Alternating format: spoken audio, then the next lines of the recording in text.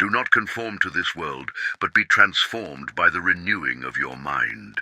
Do you realize the power that is written here? God left, between the lines of His Word, exact instructions on how to use the mind to create, transform, and attract everything that is good, pure, and prosperous. Romans 12:2 reveals that the miracles everyone seeks do not begin on the outside, they begin within the mind. And here is one of the greatest secrets. The power to change anything lies in renewing your thinking, in clearing out the old and making space for the new. Most people want to change their lives, but they continue with the same mindset that created the problems they face. They want to prosper, but they still think in scarcity. They want a new future, but they cannot let go of the past. The Bible is not speaking about religion, it is speaking about mindset. Be transformed by the renewing of your mind. It is a psychological and spiritual command. It is as if it says, as long as your mind is old, your life will be as well. You choose what you plant, doubt or faith, scarcity or abundance, fear or courage. And the soil of your mind is fertile. Everything you sow grows. Are you ready to change? Because the first step is understanding that the world you live in today is the exact reflection of the world that exists inside your mind. And God gave you the ability to shape that world. You just need to learn how to use the power He placed within you. Now imagine what would happen if you began to think differently, if you fed your mind with faith, focus, and purpose. What exactly would you be capable of attracting? Everything you experience today started as a thought. Before it existed in the world, it existed in your mind. That is why the second verse that reveals the mental power hidden in the Scriptures is one of the most direct in the entire Bible. For as he thinks in his heart, so is he. Proverbs 23:7. Do you understand what that means? The Bible is saying that you become what you think. If your mind believes you are limited, you will act like someone limited. If your mind believes you are weak, your decisions will be weak.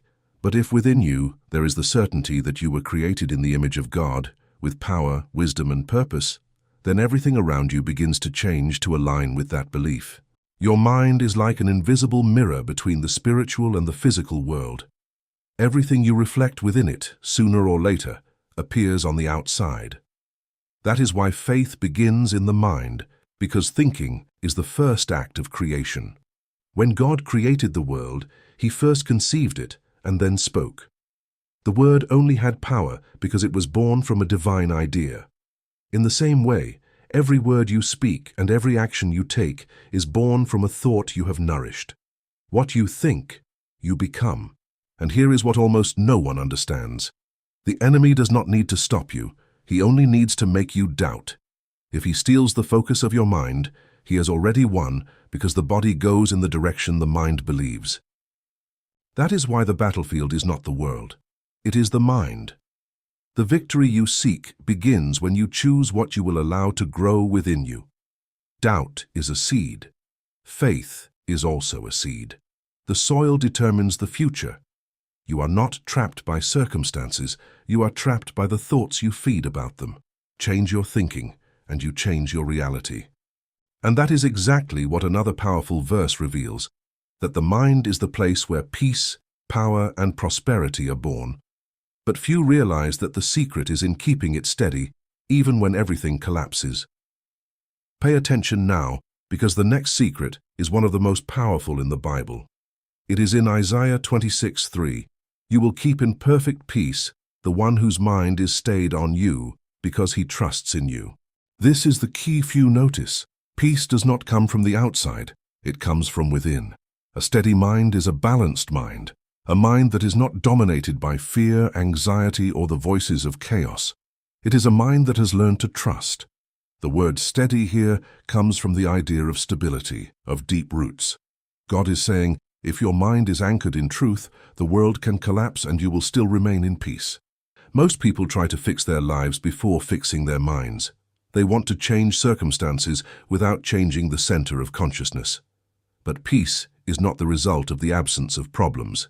It is the result of a mind trained to trust, even when everything seems lost. And this is where the power of focus comes in. The mind that learns to stay focused on something greater than fear wins. That is why people with genuine faith seem unshakable. They do not have fewer problems, they have a disciplined mind. They know that as long as the mind remains in God or in divine purpose, chaos has no power to dominate them. The Bible is not just saying that God gives you peace, it is saying that He keeps you in peace, and to keep means to sustain. In other words, when the mind is connected to what is eternal, it does not get lost in what is temporary. The secret here is simple and revolutionary. The mind that trusts creates stability. When you align with this principle, peace stops being a desire and becomes a state. The storm may rage outside, but within you reigns the calm of someone who understands that the power to create peace begins in thought. And when you live in this state, your way of seeing the world changes. What was once an obstacle becomes learning. What was once fear becomes movement. Because a steady mind does not run, it transforms. And that is why the next verse reveals the secret of inner strength, the one that turns fear into power, weakness into courage, and doubt into clarity. Pay attention now, because what I am about to reveal is more than a verse. It is a spiritual key to unlocking prosperity in every area of your life. Most people read the Bible only as a book of faith, but those who read carefully realize it is also a manual of mindset. And perhaps no verse shows this as clearly as Joshua 1:8. Do not let this book of the law depart from your mouth. Meditate on it day and night, so that you may be careful to do everything written in it. Then you will make your way prosperous and be successful. Now imagine this. God is about to place Joshua in front of the promised land, a territory of abundance. But before giving wealth, God gives a mental command. Meditate on it day and night. God is not saying work harder, push more, or accumulate more. He is saying think better, think consistently, think spiritually, because prosperity before being material is mental.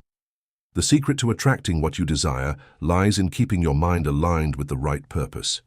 You may have the tools, the talent, and the faith, but if your mind is unstable, your path will be as well.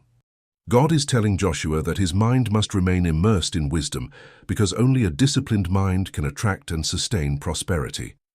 And this is where many fail. They want abundance, but they have a distracted, restless, confused mind. They think big in the morning and in scarcity at night. And the universe responds to what is constant, not to what is momentary. That is why God says, meditate day and night. This is spiritual reprogramming. When you meditate on something frequently, the thought stops being an idea and becomes a belief, and what you deeply believe inevitably manifests. A prosperous mind is one that refuses to surrender to the fear of lack. It focuses on the seed, not the absence of the fruit. And the more you keep your thoughts on abundance, the more it begins to recognize you as a natural channel of divine prosperity. But here comes the most important part. Biblical meditation is not just thinking. It is living what you think. It is making the word a habit, an action, a way of being. God is saying, meditate so that you may be careful to do. In other words, first you feed the mind, then you act with wisdom. True prosperity is not about chasing. It is about attracting through the right mental state. And that is why you need to understand, all wealth is born first in thought. Are you ready to change your mental pattern and allow God to teach you how to think like someone prosperous? Because the next secret I will show you reveals what must be protected before any wealth, the heart, the center of the mind. Pay attention now, because what I'm about to tell you can completely change the way you face life. There is a truth hidden in this verse that many read, but few truly understand. It is written in 2 Timothy 1:7. For God has not given us a spirit of fear, but of power, love, and a sound mind. Fear does not come from God. Doubt does not come from God. Anxiety does not come from God. All of this is the reflection of a mind disconnected from its origin. God created you to govern, not to shrink. He gave you dominion, not cowardice. And when Paul writes this to Timothy, he is saying, remember who formed you, remember the spirit that dwells in you. Because the truth is this, fear is what happens when you forget who you are. Faith is what happens when you remember. The unshakable mind is born when you understand that fear and faith cannot occupy the same space. One expels the other. Fear is belief in the worst. Faith is belief in the best, and what you believe creates. That is why the verse does not end with, "Do not fear." It goes further. It says, "God gave you power, love, and a sound mind." Power to act, love to stay balanced, and a healthy mind to choose which voice will command your thoughts. A sound mind is not one that feels no fear. It is one that masters it. It transforms fear into movement. It understands that courage is not the absence of fear, but action despite it. When God created you, He breathed into you a spirit that does not bow to the impossible. But over time, you listen to the voices of the world, the voices that say, "You can't, you're not capable, it's too risky." And little by little, fear took the space that belonged to faith. But now it is time to take back control. God did not give you a spirit of fear. So where does it come from? It comes from doubt, from the habit of thinking small, from lack of trust in the one who created you. And the unshakable mind is born when you decide to replace fear with focus, doubt with decision, and hesitation with action. Fear paralyzes. Faith moves. Fear limits. Faith expands. Fear makes you see obstacles. Faith makes you see paths. And that is why a powerful mind is a mind that decides to act even while trembling. Because the secret is not in not feeling fear, it is in not letting fear dominate you. Now, what you are about to hear can forever change the way you understand faith.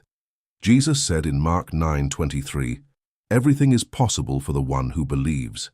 Not almost everything, not some things, everything. And the most impressive part is that he was not only speaking of spiritual faith, he was speaking of the power of the human mind when aligned with divine truth. Faith is not a feeling, it is a mental state. It is the inner certainty that reprograms the impossible.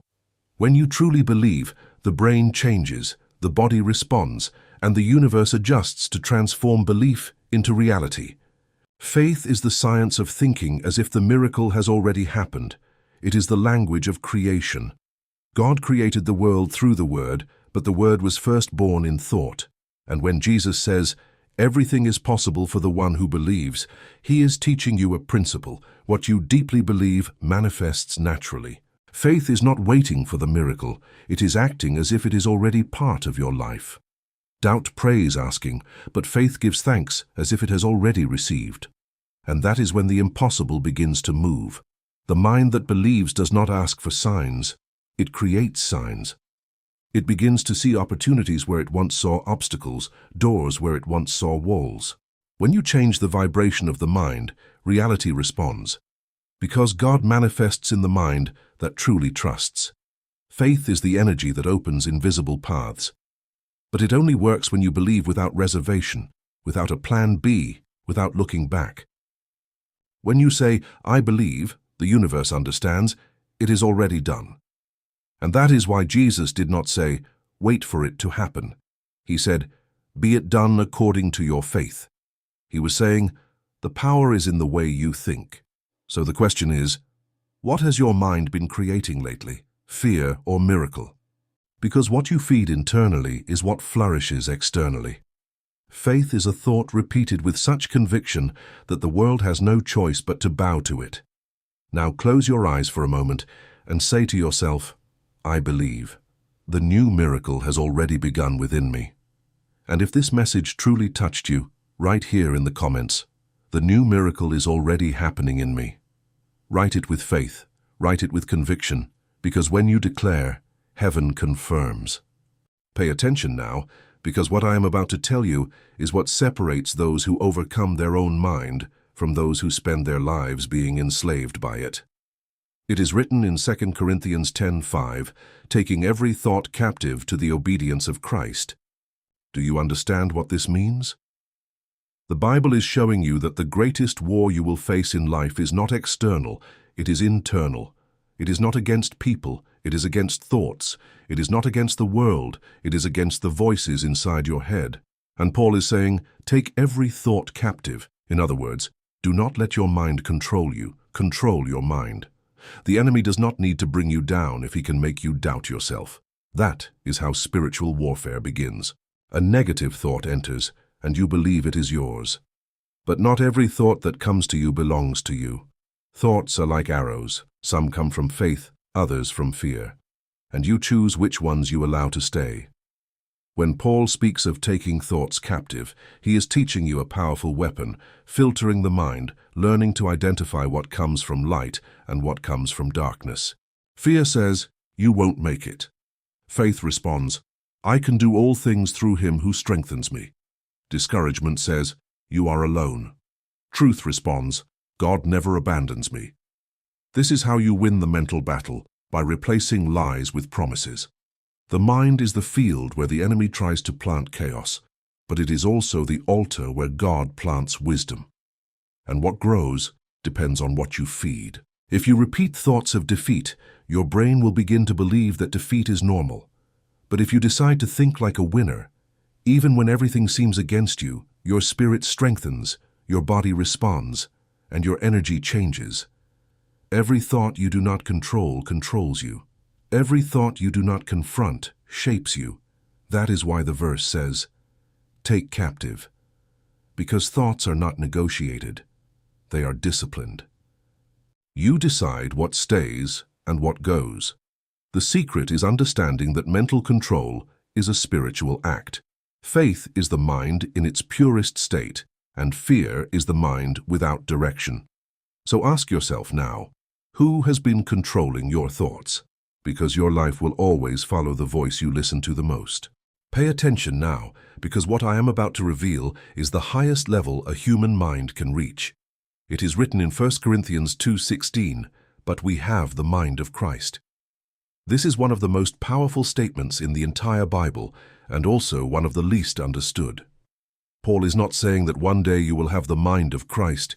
He is saying that you already have it, but you need to learn how to access it. This means that within you exists a divine consciousness, a spiritual wisdom that sees beyond fear, beyond doubt, beyond human limitations. To have the mind of Christ is to think with clarity, with purpose, with love. It is to see situations not as problems, but as part of a plan. It is to think with faith when everything seems to fall apart. Christ did not react to chaos. He reorganized it with words and presence. And that is what happens when you awaken this mind within yourself. You stop acting on impulse and begin acting with intention. The mind of Christ is calm in the middle of the storm, firm in the face of injustice, and confident in the impossible. It is a mind that does not get lost in negative thoughts because it is anchored in truth, and the truth sets you free. When Paul says that we have this mind, he is reminding you of a forgotten power, the ability to think as God thinks, not in the sense of controlling the world, but of understanding it. When you access this frequency, fear loses its voice, ego loses its strength, and love takes dominion. It is as if every thought passes through a filter of divine wisdom, and only what is true, just, and pure remains. This is the state of consciousness of someone who lives aligned with purpose. To have the mind of Christ is to see beyond appearances and perceive what is essential. It is to speak less from impulse and more from direction. It is to act not to prove something, but to serve. It is to think with purpose and feel with compassion. And the more you feed this mind, the more your life transforms. The same situations still exist, but now you see them through the eyes of someone who understands the meaning behind them. The mind of Christ is a mind that does not just react to the world, it recreates it. Pay attention now, because what I am about to tell you can completely transform the way you think, and consequently, everything you attract. It is written in Philippians 4:8. "Whatever is true, whatever is noble, whatever is right, whatever is pure, whatever is lovely, whatever is admirable, if anything is excellent or praiseworthy, think about such things." This is much more than spiritual advice. It is a mental law. Paul is saying, what occupies your mind commands your life. What you repeat becomes a habit. What you focus on grows. The mind is like a radio, and you decide which frequency to tune into, scarcity or abundance, fear or faith, anger, or gratitude. When you choose gratitude, you change the vibration of your mind. And when the mind changes, reality responds. Gratitude is the language of prosperity because it tells the universe, I already recognize what I have, and therefore I am ready to receive more. Grateful people do not live in lack, they live in fullness. They do not deny difficulties, but they choose to see what is still blooming in the midst of pain.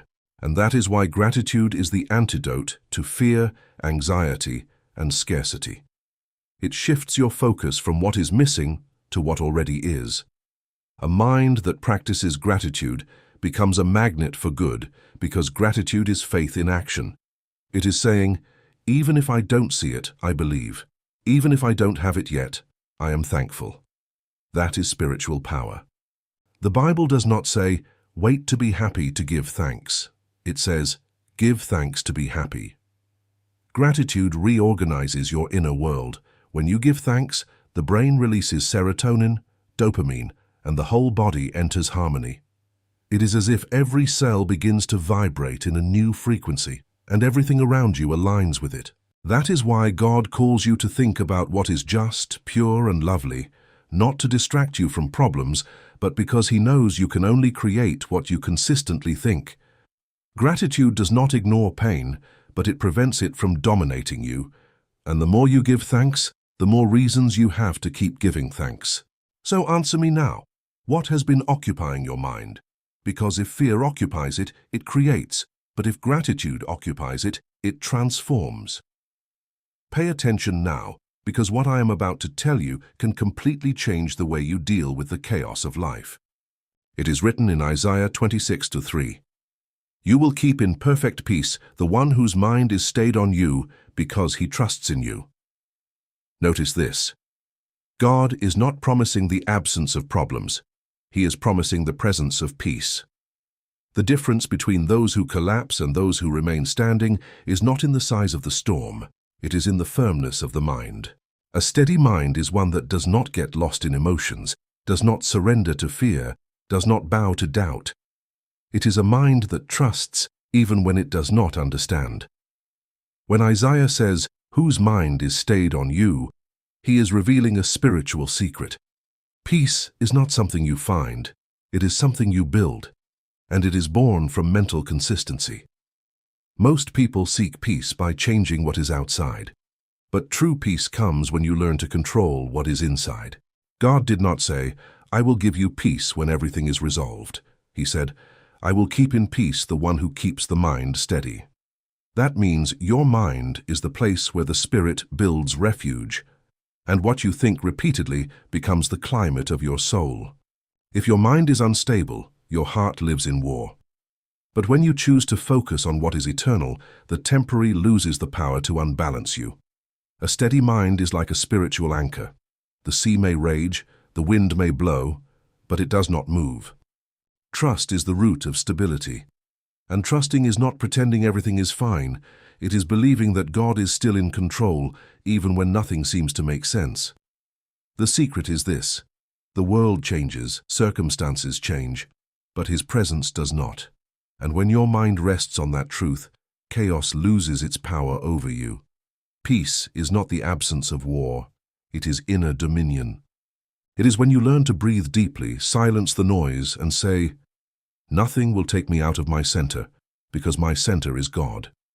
When the mind becomes steady, the soul becomes light.